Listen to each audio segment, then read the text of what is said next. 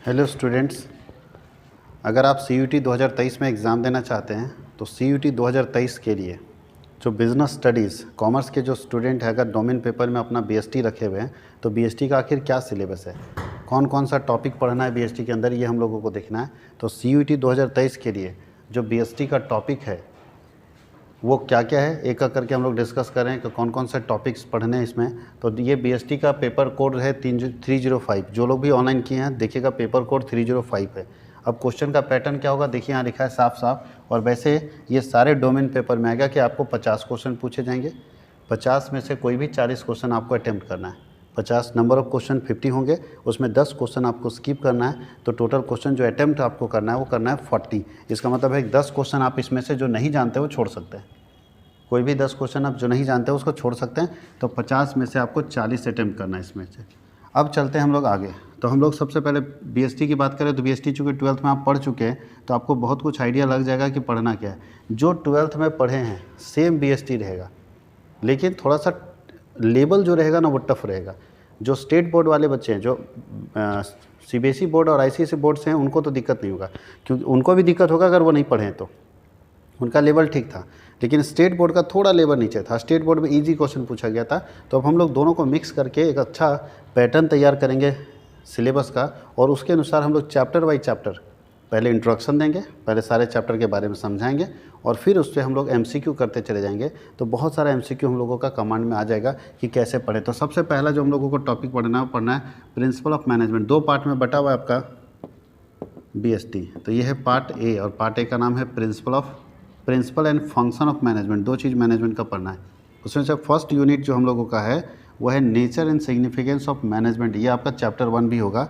इसमें मैनेजमेंट का कॉन्सेप्ट पढ़ना, ऑब्जेक्टिव पढ़ना, इंपॉर्टेंस पढ़ना है।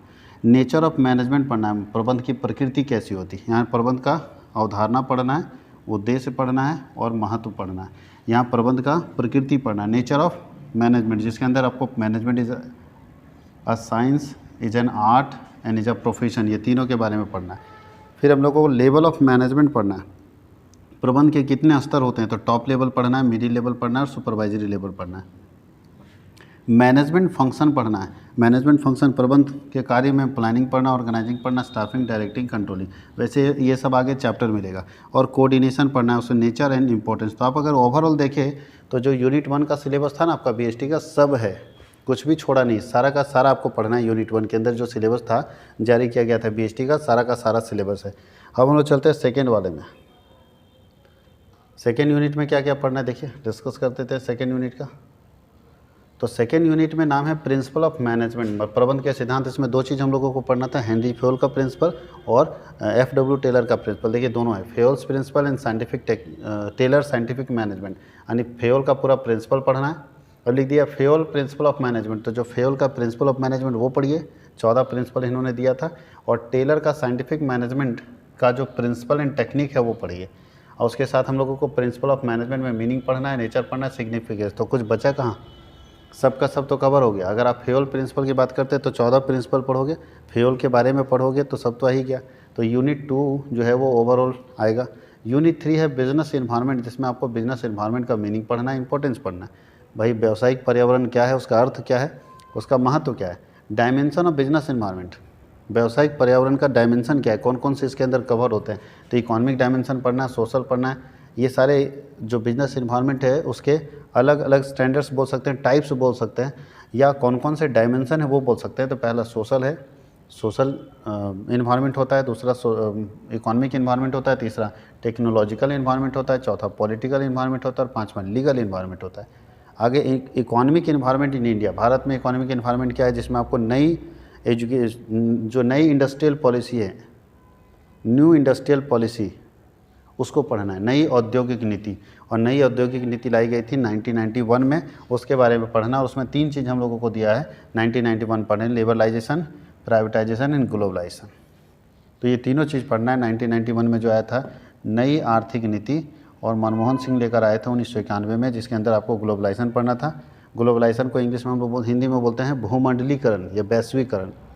प्राइवेटाइजेशन को बोलते हैं निजीकरण, और लिबरलाइजेशन को बोलते हैं उदारीकरण।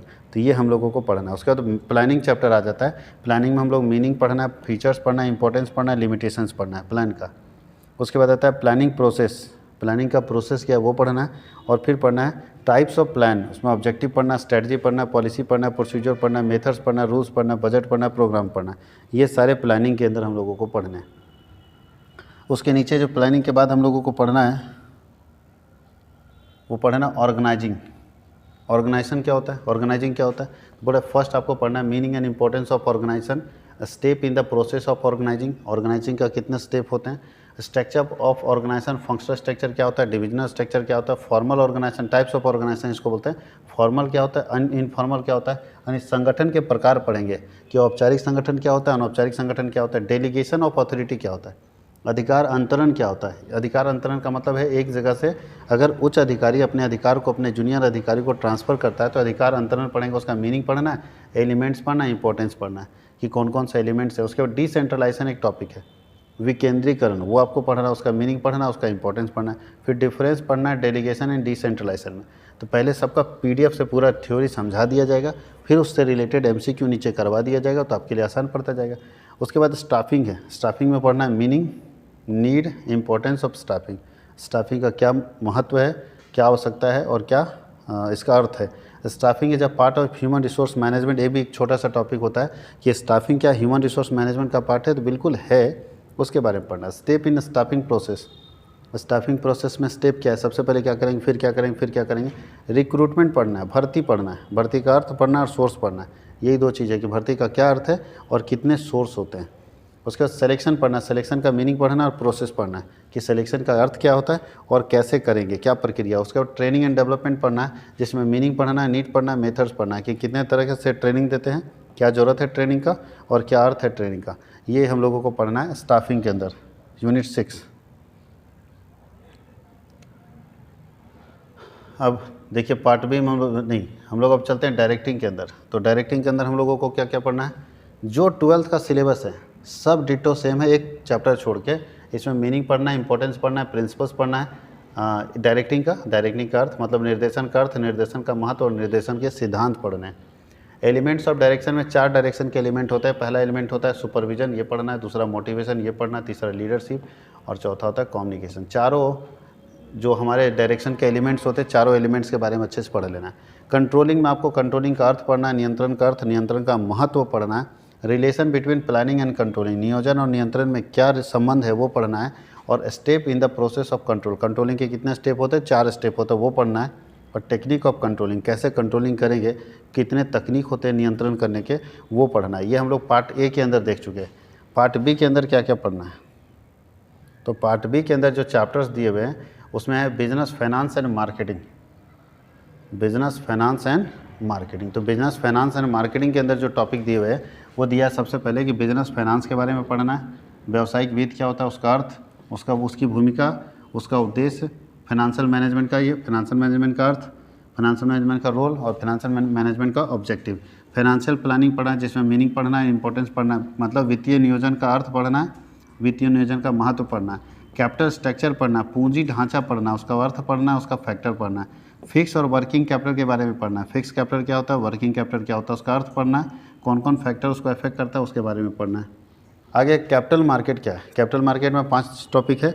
Concept of capital, financial market पढ़ना, जिसमें मनी मार्केट है, उसका नेचर और उसका इंस्ट्रूमेंट्स, कौन कौन से औजार हैं, कौन कौन से यंत्र हैं जो मनी मार्केट में इस्तेमाल किए जाते हैं। मनी मार्केट को हिंदी में मुद्रा बाजार बोलते हैं और फाइनेंशियल मार्केट को वित्तीय बाजार बोलते हैं। उसके बाद पूंजी बाजार के बारे में पढ़ना है, कैपिटल मार्केट का नेचर पढ़ना है, टाइप्स पढ़ना है। कैपिटल मार्केट के 2 टाइप्स होते हैं, प्राइमरी और सेकेंडरी, प्राथमिक बाजार और द्वितीयक बाजार, उसके बारे में पढ़ना है। फिर डिफरेंस बताना है कैपिटल मार्केट और मनी मार्केट में क्या है।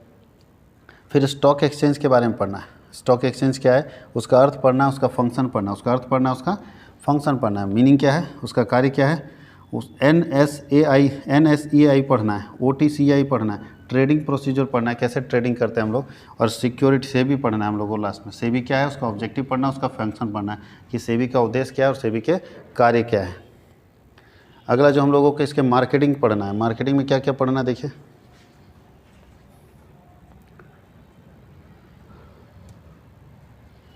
मार्केटिंग में हम लोगों को मार्केटिंग का मीनिंग पढ़ना है, अर्थ क्या है, मार्केटिंग का फंक्शन क्या है, मार्केटिंग की भूमिका क्या है। फिर हम लोग को डिफरेंस पढ़ना है, डिस्टिंक्शन यानी difference between marketing and selling, क्या क्या अंतर है वो पढ़ना है।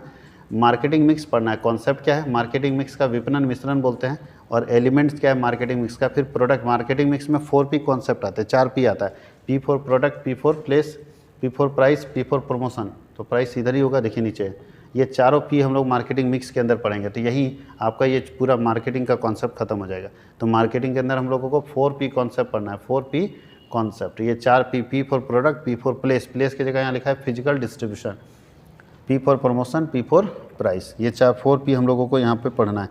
अब हम लोग चलते हैं कंज्यूमर प्रोटेक्शन। ये देखिए हम लोग यहाँ तक तो सारे बच्चे पढ़े हुए हैं, मैक्सिमम बच्चे यहाँ तक पढ़े हुए हैं, लेकिन कुछ बच्चों के लिए एंटरप्रेन्योरशिप डेवलपमेंट भी पढ़ना है। सारे बच्चों को एंटरप्रेन्योरशिप डेवलपमेंट नहीं पढ़ना था 12th में, लेकिन कुछ बच्चे जिनको एंटरप्रेन्योरशिप डेवलपमेंट पढ़ना है। तो इसमें कंज्यूमर प्रोटेक्शन में कंज्यूमर प्रोटेक्शन का इंपॉर्टेंस क्या है, राइट्स क्या है कंज्यूमर का, कंज्यूमर की रिस्पॉन्सिबिलिटी क्या है, ways and means of consumer protection, कौन कौन से तरीके हैं, कौन कौन से साधन हैं उपभोक्ता संरक्षण के, कौन कौन सी एजेंसियां हैं जो उपभोक्ता संरक्षण कर सकती है, role of consumer organisation and NGO, कौन कौन से एनजीओ हैं जिनकी उनकी भूमिका क्या है, उसके बारे में डिस्कस करना है। उसको बोलते हैं एंटरप्रेन्योरशिप डेवलपमेंट प्रोग्राम। तो एंटरप्रेन्योरशिप डेवलपमेंट प्रोग्राम का कॉन्सेप्ट क्या है, फंक्शन क्या है, नीड क्या है, ये पढ़ना है। एंटरप्रेन्योरशिप फीचर्स पढ़ना है और कॉम्पिटेंसीज पढ़ना है। प्रोसेस ऑफ एंटरप्रेन्योरशिप डेवलपमेंट पढ़ना और एंटरप्रेन्योरशिप वैल्यूज़ पढ़ना, जिसमें हम एटीट्यूड देखेंगे, मोटिवेशन देखेंगे। तो एंटरप्रेन्योरशिप के अंदर मोटिवेशन, उसके अंदर एटीट्यूड, ये हम देखेंगे।